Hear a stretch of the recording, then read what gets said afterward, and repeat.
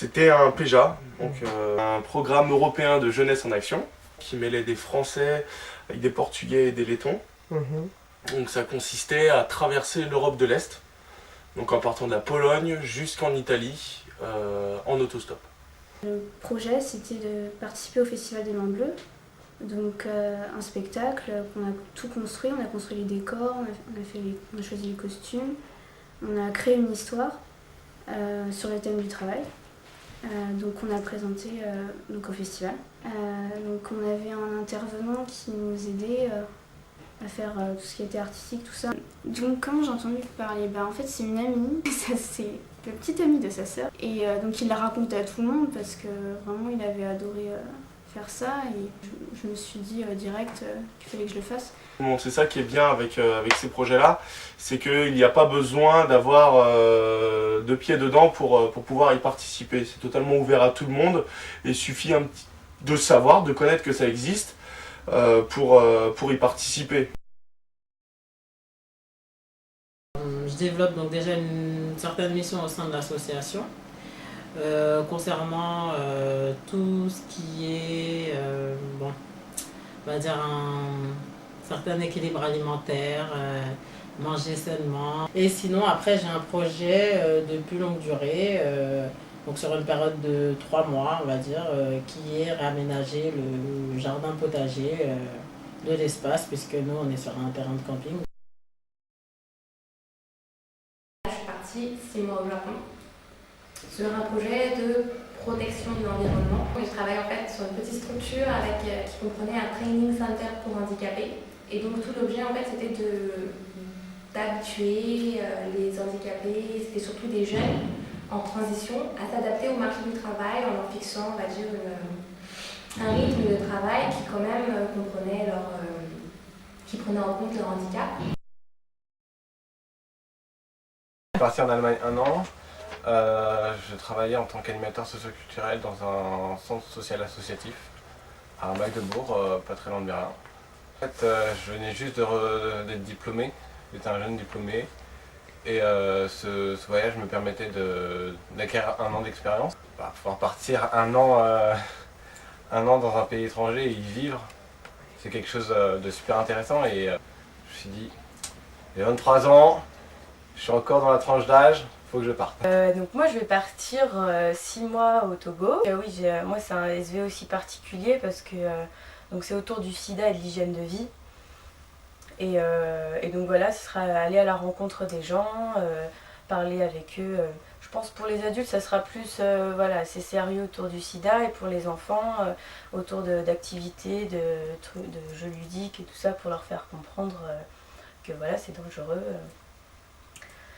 Voilà, et donc les 5 premiers jours quand je serai au Togo, ce sera 5 jours de formation pour pas partir comme ça à l'inconnu et ensuite c'est parti pendant 6 mois, c'est jusqu'au 30 septembre. Je suis très excitée mais j'ai un peu peur aussi parce que je sais pas où est-ce que je vais, comment ça va se passer, affaire à suivre. J'ai fait le chantier international sur Shell Chantraine. Et mon expérience, ça a été de créer des parcelles de jardinage à disposition d'un petit quartier résidentiel pour que les habitants puissent jardiner.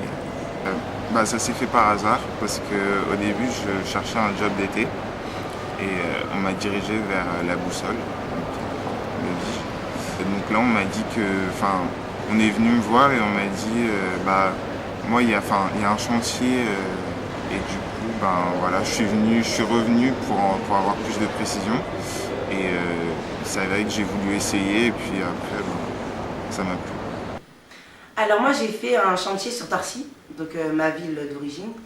Donc c'était un partenariat avec la MJC et Virvolt et on m'a appelé pour que je puisse filmer parce qu'ils ont pensé que c'était quelque chose à faire. C'était pendant les grandes vacances.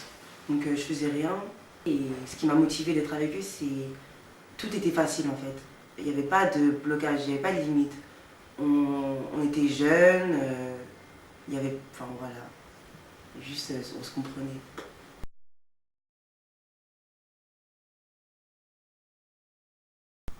On était peut-être une dizaine, peut-être un peu moins. Alors on était 7 volontaires.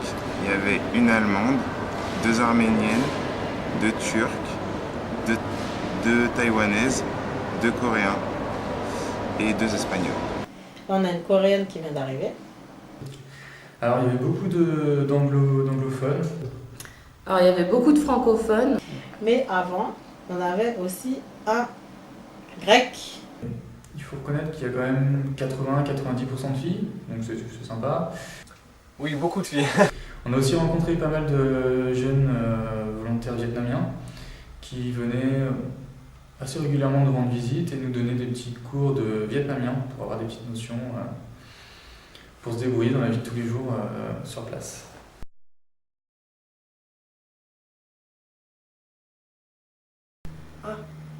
English.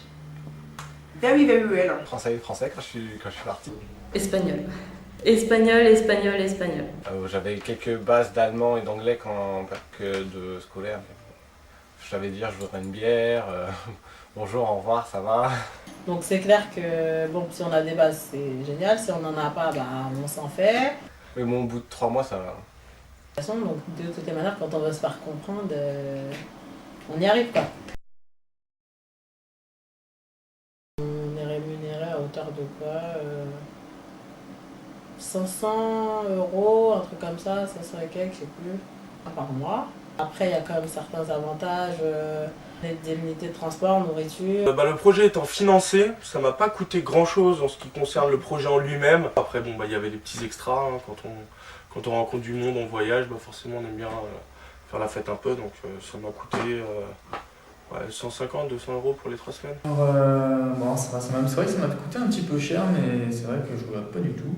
Sur place, on a été amené à payer une 50aine d'euros par semaine pour le loyer et la nourriture, ainsi qu'un billet d'avion qui m'a coûté pour Ho Chi Minh environ 800-850 €. En tout, j'ai payé un peu plus de 20 €, quoi. Mais vraiment tout, c'est-à-dire pour le transport et tout, quoi. Moi, par exemple, j'ai payé 0 € pour partir. Donc voilà, je suis parti limite les mains dans les poches.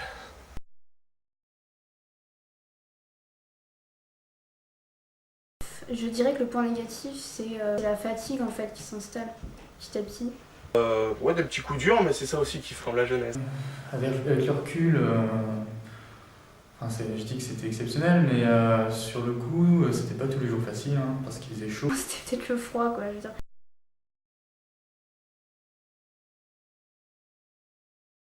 Un bilan positif, ça c'est sûr. J'en ai tiré énormément de choses. Apprendre à, comment on dit, à vivre en collectivité. D'autres personnes qui venaient d'autres pays, moi je trouve que c'est bien. Déjà beaucoup de rencontres, des contacts partout en Europe, l'apprentissage de notre culture. C'est pas tous les jours qu'on peut parler avec, c'est bête, mais avec un Allemand ou un Finlandais. Donc il y a eu un bel échange, c'était sympa. 1 an d'expérience dans mon secteur d'activité. Je dirais la confiance en fait. Et l'apprentissage de 2 langues du coup. Peut-être la patience aussi. Et puis aussi de voir comment, malgré la barrière de la langue, comment pouvoir parler avec ces personnes qui viennent du monde entier. Et je pense que ça permet aussi de s'ouvrir et de se remettre en question par la même. Et surtout à une expérience qu'on n'oubliera jamais. Je sais que toute ma vie, je pourrais toujours me dire « Ah, à cette époque, j'avais vu telle ou telle personne, on a vu comment ils vivaient. » On part très très loin, on se met en danger, mais on est quand même dans une sphère qui est assez sécurisée. Donc c'est vraiment l'occasion d'y aller, d'apprendre plein de choses. Sur tous les volontaires que j'ai rencontrés, j'en ai pas connu un qui regrettait d'être parti.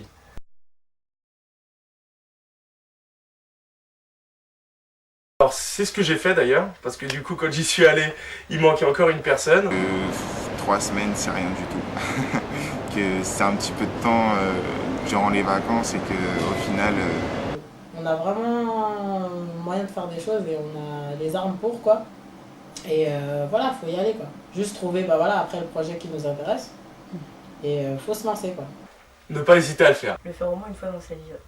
Pour le comprendre, il faut vraiment partir parce que c'est super dur à expliquer. Ça va être cool, tu vas bien t'amuser, tu vas voir.